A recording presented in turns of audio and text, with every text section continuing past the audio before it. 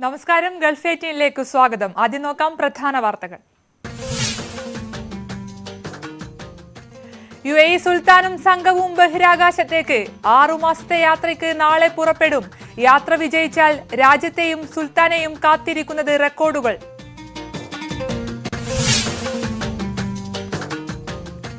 Golden visa ഉടമകൾക്ക് കൂടുതൽ ഇളവുകളുമായി UAE. Probation കാലയളവിൽ തൊഴിൽ കരാർ അവസാനിപ്പിക്കും. വർക്ക് പെർമിറ്റ് ഉണ്ടെങ്കിൽ പുതിയ തൊഴിൽ സ്വീകരിക്കാം.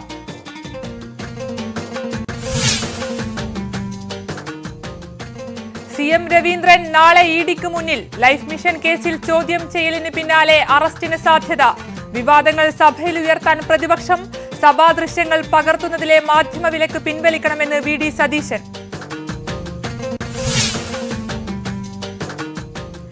വീണ്ടും സർക്കാരിനോട് ഇടഞ്ഞ് ഗവർണർ. മലയാള സർവകലാശാല VC നിയമനത്തിൽ രൂക്ഷ വിമർശനം. കാലിക്കറ്റ് സർവകലാശാല സിൻഡിക്കേറ്റ് പുനഃസംഘടനാ ബിൽ നാളെ സഭയിലെത്തില്ല. മാറ്റിവെച്ചത് ഗവർണർ അവതരണാനുമതി നൽകാത്തതിനെ തുടർന്ന്.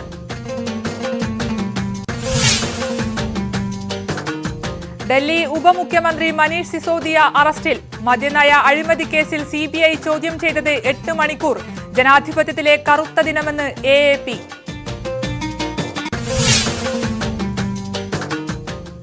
ഇസ്രയേൽ കാണാതായ കർഷകൻ നാളെ മടങ്ങിയെത്തും. ബിജു കുര്യനെ കണ്ടെത്തി തിരിച്ചയച്ചത് മൊസാദ്. സംഘത്തിൽ നിന്ന് മുങ്ങിയത് പുണ്യസ്ഥലങ്ങൾ സന്ദർശിക്കാനെന്ന് സൂചന. പ്രതികാര നടപടി ഉണ്ടാകില്ലെന്ന് കൃഷിമന്ത്രി P. പ്രസാദ്.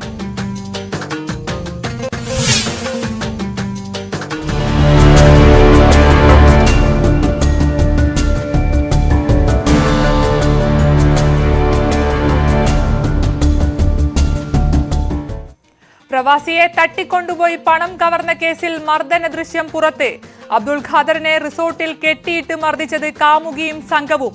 തിരുവനന്തപുരം വിമാനത്താവളത്തിൽ നിന്ന് തട്ടിക്കൊണ്ടുപോയത് ചിറയൻകീഴിലേക്ക്.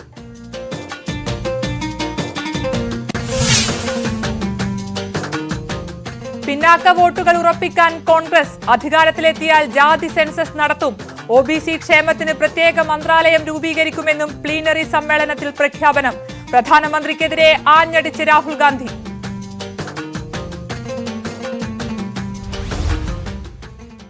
വിശദമായ വാർത്തകളിലേക്ക്.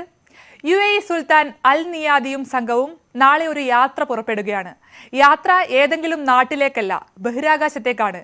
അതും 6 മാസം നീളുന്ന യാത്ര. ഫെബ്രുവരി 27 തിങ്കളാഴ്ച UAE സമയം 10:45. കാലാവസ്ഥ അനുകൂലമായാൽ ഫ്ലോറിഡയിലെ കെന്നഡി സ്പേസ് സെന്ററിൽ നിന്ന് ഫാൽക്കൺ 9 റോക്കറ്റ് യാത്ര തിരിക്കും. UAE സുൽത്താൻ അൽ നിയാദിയെയും സംഘത്തെയും കൊണ്ടാണ് ഫാൽക്കൺ കുതിക്കുക. പിന്നീടുള്ള 6 മാസം സംഘം ബഹിരാകാശത്താകും. ഇക്കുറി റംസാൻ വ്രതാനുഷ്ഠാനവും പെരുന്നാളാഘോഷവുമെല്ലാം ബഹിരാകാശത്താകും. നിലവിൽ കാലാവസ്ഥ 95% അനുകൂലമാണ്. ഇതിൽ മാറ്റം വന്നാൽ അടുത്ത 5 ദിവസത്തിൽ കാലാവസ്ഥ അനുകൂലമാകുന്ന സമയത്തേക്ക് വിക്ഷേപണം മാറ്റും. 6 മാസത്തെ യാത്ര വിജയകരമായി പൂർത്തിയാക്കിയാൽ 6 മാസം ബഹിരാകാശത്ത് ചെലവഴിക്കുന്ന ആദ്യ അറബ് സഞ്ചാരിയാകും അൽ നയാദി. രാജ്യാന്തര ബഹിരാകാശ നിലയത്തിലേക്ക് ദീർഘകാലം സഞ്ചാരികളെ അയക്കുന്ന 11 രാജ്യങ്ങളിലൊന്നാകും UAE. നിയാദിക്ക് പുറമെ നാസയുടെ സ്റ്റീഫൻ ബോവൻ, വാരൻ ഹോംബർഗ്, റഷ്യയുടെ ആന്ദ്രേ ഫെദായാവേവ് എന്നിവരാണ് സംഘത്തിലുള്ളത്. യാത്രാ കാലയളവിൽ 200ഓളം പരീക്ഷണങ്ങളും പഠനങ്ങളുമാണ് സംഘത്തെ കാത്തിരിക്കുന്നത്. ശാരീരികമായും മാനസികമായും സാങ്കേതികമായും ചരിത്ര ദൗത്യത്തിന് തയ്യാറെടുത്തതായി സുൽത്താൻ അൽ നിയാദി പറഞ്ഞു. ദുബായിലെ മുഹമ്മദ് ബിൻ റാഷിദ് സ്പേസ് സെന്ററിൽ വിക്ഷേപണത്തിന്റെ പ്രത്യേക സ്ക്രീനിംഗ് ഉണ്ടാകും. രാവിലെ 7 മണി മുതൽ യാത്രാ മുന്നൊരുക്കങ്ങൾ തത്സമയം സംപ്രേഷണം ചെയ്യും. വിവിധ സമൂഹ മാധ്യമങ്ങളിലൂടെയും തത്സമയ സംപ്രേഷണം ഉണ്ടാകും. News 18 Abu Dhabi. ഗോൾഡൻ വിസ ഉടമകൾക്ക് തൊഴിൽ കരാർ നിബന്ധനകളിലും കൂടുതൽ ഇളവുകൾ. പ്രൊബേഷൻ കാലയളവിൽ തൊഴിൽ കരാർ അവസാനിപ്പിക്കാനുള്ള നിയന്ത്രണം ഒഴിവാക്കും. എന്നാൽ തൊഴിലാളികൾക്കുള്ള ആനുകൂല്യങ്ങൾ സാധാരണ തൊഴിൽ കരാറുകാർക്ക് തുല്യമായാണ് ഗോൾഡൻ വിസക്കാർക്കും ലഭിക്കുക.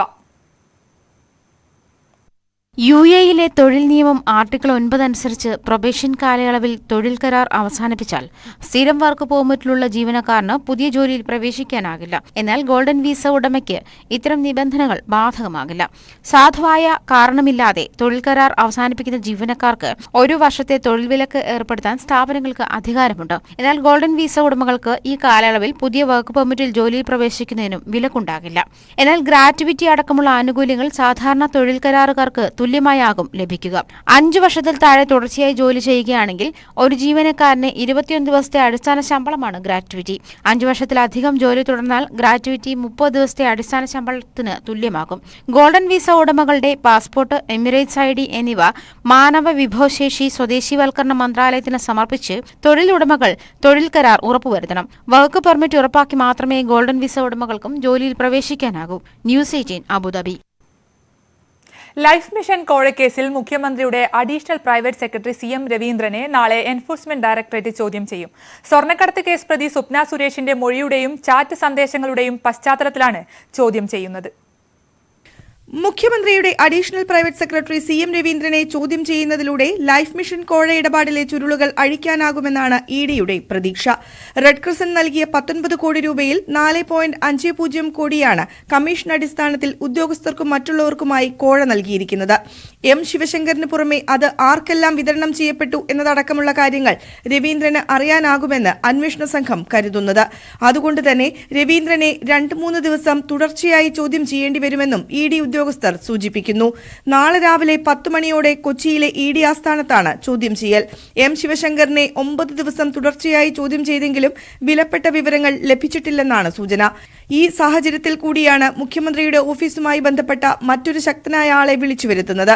ക്ലിഫ് ഹൌസിൽ നടന്ന ചർച്ചയിൽ CM രവീന്ദ്രൻ പങ്കെടുത്തിരുന്നു എന്നും അദ്ദേഹത്തിന് എല്ലാം അറിയാമെന്നുമാണ് സ്വപ്ന സുരേഷിന്റെ മൊഴി. CM രവീന്ദ്രനും സ്വപ്നയും തമ്മിലുള്ള അടുപ്പം വെളിവാക്കുന്ന ചാറ്റുകളും ലൈംഗിക ചുവലയുള്ള ചാറ്റുകളും പുറത്തുവന്നിരുന്നു. ന്യൂസ് 18 കൊച്ചി. ലൈഫ് മിഷനിൽ അഴിമതിയില്ലെന്നും സർക്കാരിന് ലൈഫ് മിഷനിൽ നഷ്ടമില്ലെന്നും CPM സംസ്ഥാന സെക്രട്ടറി MV ഗോവിന്ദൻ. CPMന്റെ ജനകീയ പ്രതിരോധ ജാഥയ്ക്ക് ആളെ കൊണ്ടുവരുന്നതിൽ തെറ്റു കാണില്ലെന്നും MV ഗോവിന്ദൻ പറഞ്ഞു. ലൈഫ് മിഷന് ഒരു സംഭവം നടന്നിട്ടില്ല. ലൈഫ് മിഷൻ ഇപ്പോഴും മുന്നോട്ടേക്ക് പോവുകയാണ്. ഇപ്രാവശ്യവും ലക്ഷക്കണക്കിന് ആൾക്ക് വീട് കൊടുക്കാൻ ആവശ്യമായ സംവിധാനം ചെയ്തിട്ടുള്ളത്. പിന്നെ അവിടെയുള്ളതല്ലേ, ആ തർക്കം തീർന്നോട്ടെ. ഞങ്ങൾ ഗവൺമെന്റുമായിട്ട് യാതൊരു ബന്ധമില്ല. ഗവൺമെന്റിന്റെ ഒരു പൈസ അതിന്റെ ഭാഗമായിട്ടില്ല. അതെല്ലാം പൂർണ്ണമായിട്ട് സ്പോൺസർ ചെയ്യപ്പെടുന്നതിന്റെ ഭാഗമായിട്ടുള്ളതാണ്. അത് അവരുമായി ബന്ധപ്പെട്ട പ്രശ്നമുണ്ട്. ആ പ്രശ്നം പരിഹരിച്ചോട്ടെ. അതിൽ ആർക്കെങ്കിലും ഉത്തരവാദിത്തമുണ്ടോ? ആർക്കാണോ ഉത്തരവാദിത്തം അവരേറ്റെടുത്തോട്ടെ. ഞങ്ങൾക്കതിൽ യാതൊരു പ്രശ്നമില്ല.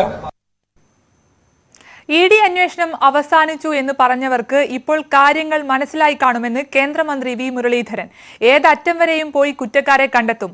മുഖ്യമന്ത്രിയുടെ ഓഫീസിലേക്ക് നേരത്തെ തന്നെ അന്വേഷണം എത്തിയിരുന്നെന്നും V മുരളീധരൻ പറഞ്ഞു. അന്വേഷണം അവസാനിപ്പിച്ചു, CPMഉം BJPയും തമ്മിൽ ധാരണയായി എന്നൊക്കെ പറഞ്ഞ ആൾക്കാർ ഇപ്പോഴെങ്കിലും യാഥാർത്ഥ്യം തിരിച്ചറിഞ്ഞിട്ടുണ്ടാകും എന്ന് ഞാൻ വിചാരിക്കുകയാണ്. കാരണം നരേന്ദ്രമോദി സർക്കാരിൽ അഴിമതിക്കാരായിട്ടുള്ള ഒരാളെയും വെറുതെ വിടുന്ന പ്രശ്നമില്ല. അഴിമതിയെ സംബന്ധിച്ചിട്ടുള്ള ഏത് ആരോപണങ്ങളുണ്ടെങ്കിലും ആ ആരോപണങ്ങൾ പരിപൂർണമായും അന്വേഷിച്ച് അതിന്റെ ഏതറ്റം വരെയും പോയി അന്വേഷിക്കാൻ ഒരു മടിയും സർക്കാരിന്റെ ഭാഗത്തു നിന്നുണ്ടാകില്ല എന്നുള്ള കാര്യം ഒരിക്കൽ കൂടി വ്യക്തമാവുകയാണ് ഇതിലൂടെ. അല്ല, CMന്റെ ഓഫീസിൽ ഇപ്പോഴല്ലല്ലോ അന്വേഷണം എത്തിയത്. അന്വേഷണം അദ്ദേഹത്തിന്റെ പ്രിൻസിപ്പൽ സെക്രട്ടറിയെ ചോദ്യം ചെയ്തപ്പോൾ തന്നെ അന്വേഷണം എത്തി. അവിടെ പുതുതായിട്ടൊന്നുമില്ല അതില്. കാരണം CMന്റെ ഓഫീസിന്റെ CMന്റെ പ്രിൻസിപ്പൽ സെക്രട്ടറി ആയിരുന്നു ശിവശങ്കർ. ശിവശങ്കറിനെ ചോദ്യം ചെയ്തപ്പോൾ തന്നെ മുഖ്യമന്ത്രിയുടെ ഓഫീസ് അന്വേഷണ വിധേയമായി. അതുകൊണ്ട് ഈ സംഭവത്തോടുകൂടി മുഖ്യമന്ത്രിയുടെ ഓഫീസ് പുതുതായിട്ട് അന്വേഷണ വിധേയമാകുന്നു എന്ന് നിങ്ങളാരും ധരിക്കണ്ട. മുഖ്യമന്ത്രിയുടെ ഓഫീസ് അന്ന് മുതൽ ഇപ്പോഴും സംശയത്തിന്റെ നിഴലിൽ തന്നെയാണ്. സമുദായ ഐക്യവും സമൂഹത്തിന്റെ ഐക്യവും പ്രധാനമാണെന്ന് സാദിഖ് അലി ശിഹാബ് തങ്ങൾ. CMDRF തട്ടിപ്പ് അപമാനമാണെന്ന് PK കുഞ്ഞാലിക്കുട്ടി. കോൺഗ്രസ് പ്ലീനറി സമ്മേളനത്തിൽ സുപ്രധാന തീരുമാനങ്ങളാണ് എടുത്തതെന്നും അദ്ദേഹം പറഞ്ഞു. മുസ്ലിം ലീഗ് ജില്ലാ സമ്മേളനത്തിൽ സംസാരിക്കുകയായിരുന്നു ഇരുവരും. സമുദായത്തിന്റെ ഐക്യം, സമൂഹങ്ങൾക്കിടയിലുള്ള ഐക്യം നേരത്തെ പറഞ്ഞല്ലോ.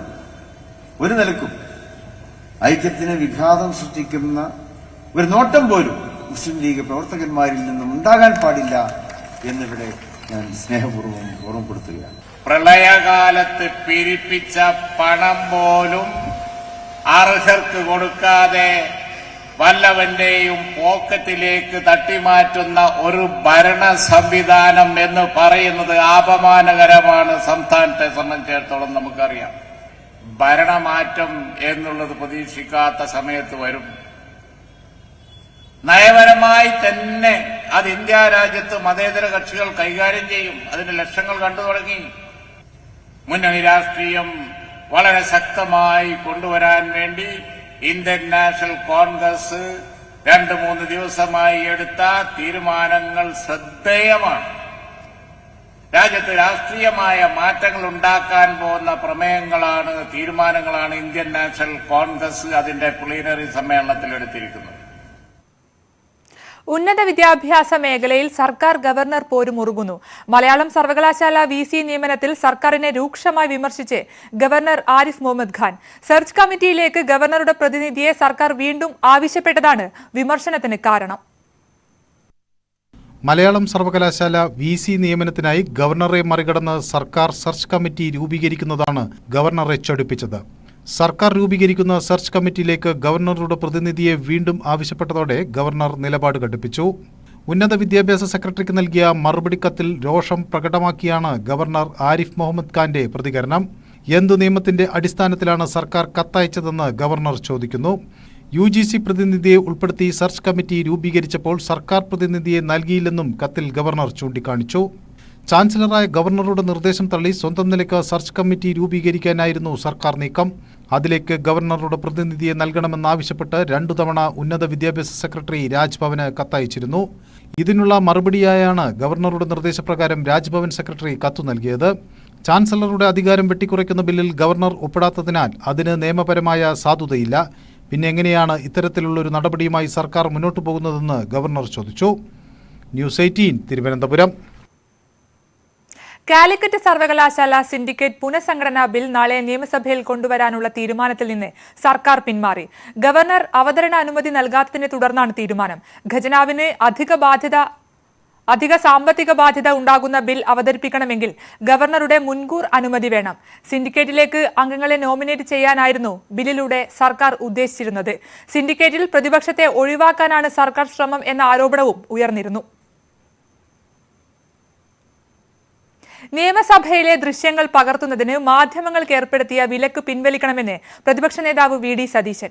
ഇക്കാര്യം ആവശ്യപ്പെട്ട് സ്പീക്കർക്ക് പ്രതിപക്ഷ നേതാവ് കത്ത് നൽകി. ചോദ്യോത്തര വേള വരെയുള്ള നടപടിക്രമങ്ങളുടെ ദൃശ്യങ്ങൾ പകർത്താൻ ദൃശ്യമാധ്യമ പ്രവർത്തകരെ ഗാലറിയിൽ പ്രവേശിപ്പിക്കണമെന്നതായിരുന്നു കാലങ്ങളായുള്ള ചട്ടം. നിയമസഭയിലെ കീഴ്വഴക്കം ഇതായിരുന്നു. എന്നാൽ കോവിഡ് മഹാമാരിയുടെ പശ്ചാത്തലത്തിൽ ഇത് റദ്ദാക്കിയിരുന്നു. ലോകത്താകെ കോവിഡ് ഭീഷണി ഒഴിയുകയും നിയമസഭയിലെ കോവിഡ് പ്രോട്ടോകോൾ പിൻവലിക്കുകയും ചെയ്ത് കാലങ്ങൾ കഴിഞ്ഞിട്ടും മാധ്യമങ്ങൾക്ക് ഏർപ്പെടുത്തിയിരിക്കുന്ന വിലക്ക് പിൻവലിച്ചിട്ടില്ല. മാധ്യമ വിലക്ക് അടിയന്തരമായി പിൻവലിക്കണമെന്നും കത്തിൽ ആവശ്യപ്പെടുന്നു. ഇസ്രയേലിൽ നിന്ന് മുങ്ങിയ ബിജു കുര്യനെ കണ്ടെത്തി തിരിച്ചയച്ചതായി ഔദ്യോഗിക അറിയിപ്പ്. ഇസ്രയേൽ രഹസ്യാന്വേഷണ വിഭാഗം മൊസാദാണ് ബിജു കുര്യനെ കണ്ടെത്തിയത്. ഇസ്രയേലിലെ ഇന്ത്യൻ അംബാസഡറാണ് കൃഷിവകുപ്പ് സെക്രട്ടറിയെ വിവരം അറിയിച്ചത്. ഇന്റർപോളിനെ ഉദ്ധരിച്ചാണ് ഇന്ത്യൻ എംബസി വിവരം കൈമാറിയത്. ഇസ്രയേലി പോലീസ് ഇന്റർപോളിനെ വിവരം അറിയിക്കുകയായിരുന്നു. പ്രവാസിയായ കാമുകനെ നാട്ടിലേക്ക് വിളിച്ചു വരുത്തി തട്ടിക്കൊണ്ടുപോയ സംഭവത്തിൽ യുവാവിനെ മർദ്ദിക്കുന്ന ദൃശ്യങ്ങൾ പുറത്ത്. യുവതിയും സംഘവും തട്ടിക്കൊണ്ടുപോയ യുവാവിനെ ചിറയൻകീഴിലെ റിസോർട്ടിൽ കെട്ടിയിട്ട് മർദ്ദിക്കുന്ന ദൃശ്യങ്ങളാണ് പുറത്തു വന്നത്. 2 ദിവസമാണ് ചിറയൻകീഴിലെ റിസോർട്ടിൽ മുഹിയുദ്ദീൻ അബ്ദുൾ ഖാദറിനെ കെട്ടിയിട്ടത്.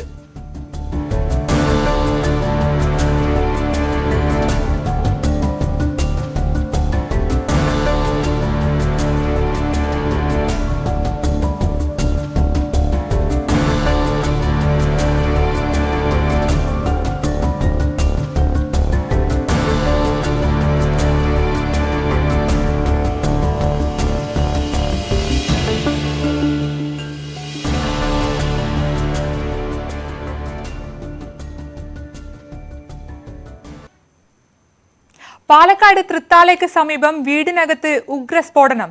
മലർമക്കാവ് സ്വദേശി പ്രഭാകരന്റെ വീട് പൂർണ്ണമായി കത്തിനശിച്ചു. വീട്ടിലുണ്ടായിരുന്ന 2 കുട്ടികൾ ഉൾപ്പെടെ 6 പേർക്ക് പരുക്ക്.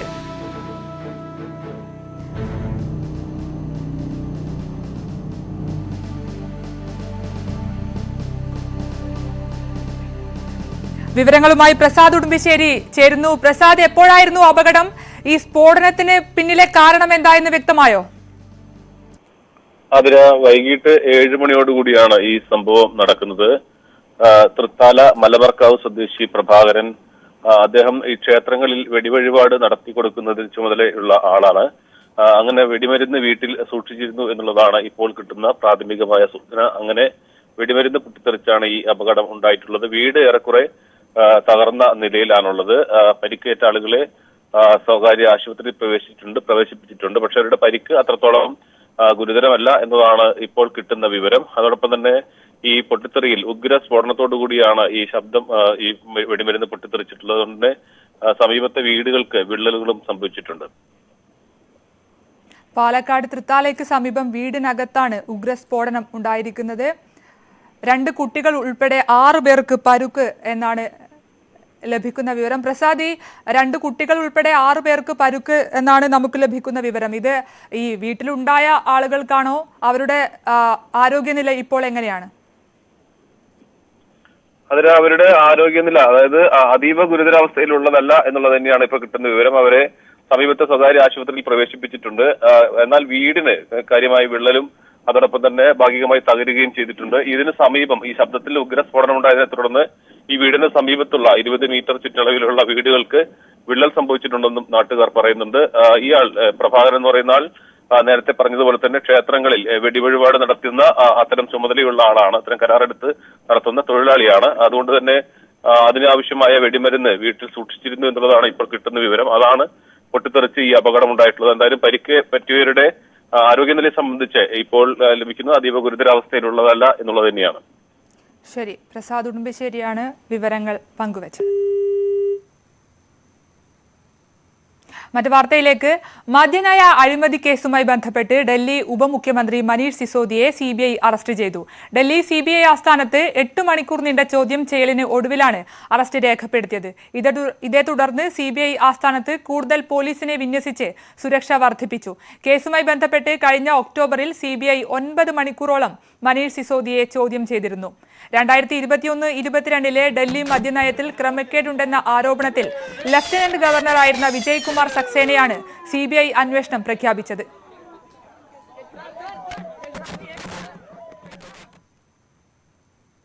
അധികാരത്തിലെത്തിയാൽ ജാതി സെൻസസ് നടത്തുമെന്ന് കോൺഗ്രസ് പിന്നാക്ക വിഭാഗങ്ങളുടെ താൽപര്യവും പ്രാതിനിധ്യവും സംരക്ഷിക്കും.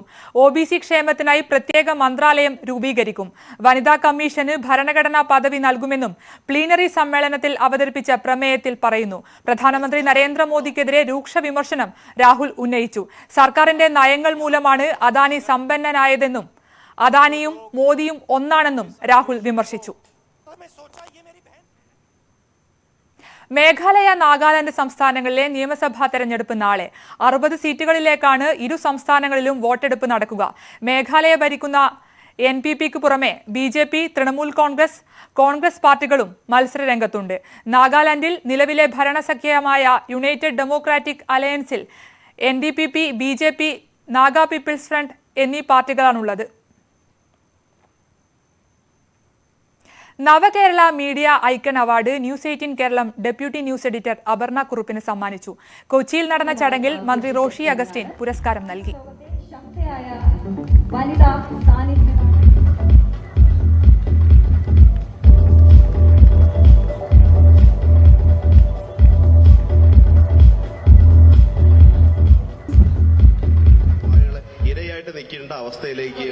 ഇതിന്റെ ഭയങ്കര സ്ട്രെസ് ഉണ്ട്. പുറത്തുനിന്ന് ആൾക്കാർ കാണുമ്പോൾ തോന്നുന്ന വലിയ സ്ട്രെസ് ഉണ്ട്. നിങ്ങൾ ഈ സ്ട്രെസ്സുള്ള ജോലിയുടെ ഇടയിൽ നിന്നിട്ടല്ലേ ഇത് ചെയ്തുകൊണ്ടിരിക്കുന്നത് എന്നൊക്കെ ചോദിക്കുമ്പോൾ എൻഡ് ഓഫ് ദി ഡേ എന്താണെന്നുള്ളത് എനിക്കറിയില്ല. പക്ഷെ ഇപ്പോ വാട്ട് എവർ ഇറ്റ് ഈസ്, ഈ സ്ട്രെസ് നമ്മൾ പക്ഷെ എൻജോയ് ചെയ്യുന്നുണ്ടല്ലേ. ഈ സ്ട്രെസ്സും ടെൻഷനും ഒക്കെ ഇപ്പൊ ഞാനാണെങ്കിലും മാധു ആണെങ്കിലും ഫിറോസ് ആണെങ്കിലും ഇതൊക്കെ സ്ട്രെസ് ആണെന്ന് പറയുമ്പോഴും ഇപ്പോ ഡോക്ടേഴ്സ് കടന്നു പോകുന്ന ജോലിയുടെ സ്ട്രെസ്, പോലീസുകാർ കടന്നു പോകുന്ന ജോലിയുടെ സ്ട്രെസ്, മെഡിക്കൽ ഫീൽഡിലുള്ളവർ, പ്രത്യേകിച്ച് കോവിഡ് കാലത്തൊക്കെ എത്ര വലിയ റിസ്ക് എടുത്തിട്ടൊക്കെയാണ് നമ്മുടെ കൊളീഗ്സ് എല്ലാവരും നിന്നത്. എന്നിട്ടും കേൾക്കാത്ത ചീത്ത ബാക്കി ഉണ്ടായിരുന്നില്ല. പക്ഷെ നമ്മളെന്നാലും we go on with that. കായിക വാർത്തകൾ. വനിതാ 2020 ലോക കിരീടം ഓസ്ട്രേലിയക്ക്. ഫൈനലിൽ 19 റൺസിന് ദക്ഷിണാഫ്രിക്കയെ തോൽപ്പിച്ചാണ് 6ാം കിരീട നേട്ടം. ഓസ്ട്രേലിയ ഉയർത്തിയ 157 റൺസ് വിജയലക്ഷ്യം പിന്തുടർന്ന ദക്ഷിണാഫ്രിക്കയുടെ ഇന്നിംഗ്സ് 6 വിക്കറ്റ് നഷ്ടത്തിൽ 137 റൺസിന് അവസാനിച്ചു. ഓപ്പണർ വോൾ വാഡറ്റ് അർദ്ധ സെഞ്ചുറി നേടിയെങ്കിലും മറ്റാർക്കും ദക്ഷിണാഫ്രിക്കൻ നിരയിൽ തിളങ്ങാനായില്ല. ഗാർഡ്നർ, ഷൂട്ട്, ബ്രൗൺ, ജൊണാസൻ എന്നിവർ ഓസ്ട്രേലിയക്ക് വിക്കറ്റ് വീഴ്ത്തി. നേരത്തെ ടോസ് നേടി ബാറ്റിംഗ് തെരഞ്ഞെടുത്ത ഓസീസിനായി ബെത്ത് മൂണി 74 റൺസ് നേടി പുറത്താകാതെ നിന്നു. സെമിയിൽ ഇന്ത്യയെ തോൽപ്പിച്ചാണ് ഓസ്ട്രേലിയ ഫൈനലിലെത്തിയത്. കരുത്തരായ ഇംഗ്ലണ്ടിനെ അട്ടിമറിച്ചാണ് ദക്ഷിണാഫ്രിക്ക സ്വന്തം മണ്ണിൽ കലാശപ്പോരിന് യോഗ്യത നേടിയത്. ISL ലീഗ് ഘട്ടത്തിലെ അവസാന മത്സരത്തിൽ കേരള ബ്ലാസ്റ്റേഴ്സിന് തോൽവി. എതിരില്ലാത്ത ഒരു ഗോളിനാണ് ഹോം ഗ്രൗണ്ടിലെ അവസാന മത്സരത്തിൽ ബ്ലാസ്റ്റേഴ്സ് അടിയറവ് പറഞ്ഞത്. കളിയുടെ 30-ാം മിനിറ്റിൽ ഹെരേര ഗോൺസാലസ് ഹൈദരാബാദിന്റെ വിജയ ഗോൾ നേടി. നേരത്തെ പ്ലേ ഓഫ് ഉറപ്പിച്ചതിനാൽ ബ്ലാസ്റ്റേഴ്സിന് മത്സരത്തിലെ തോൽവി കാര്യമായ നഷ്ടം ഉണ്ടാക്കിയില്ല. വിജയത്തോടെ പ്ലേ ഓഫിന് തയ്യാറെടുക്കുന്ന പ്രതീക്ഷകൾക്ക് മങ്ങലേറ്റു. ബംഗളൂരുവുമായി മാർച്ച് 3-നാണ് ബ്ലാസ്റ്റേഴ്സ് പ്ലേ ഓഫ് കളിക്കുക. പോയിന്റ് പട്ടികയിൽ രണ്ടാമതുള്ള ഹൈദരാബാദ് നേരത്തെ സെമി ഉറപ്പിച്ചിരുന്നു. ഗൾഫ് 18 പൂർണ്ണമാകുന്നു. നമസ്കാരം. കൂടുതൽ വാർത്തകൾക്കും വിശദാംശങ്ങൾക്കും Malayalam.news18.com സന്ദർശിക്കുക.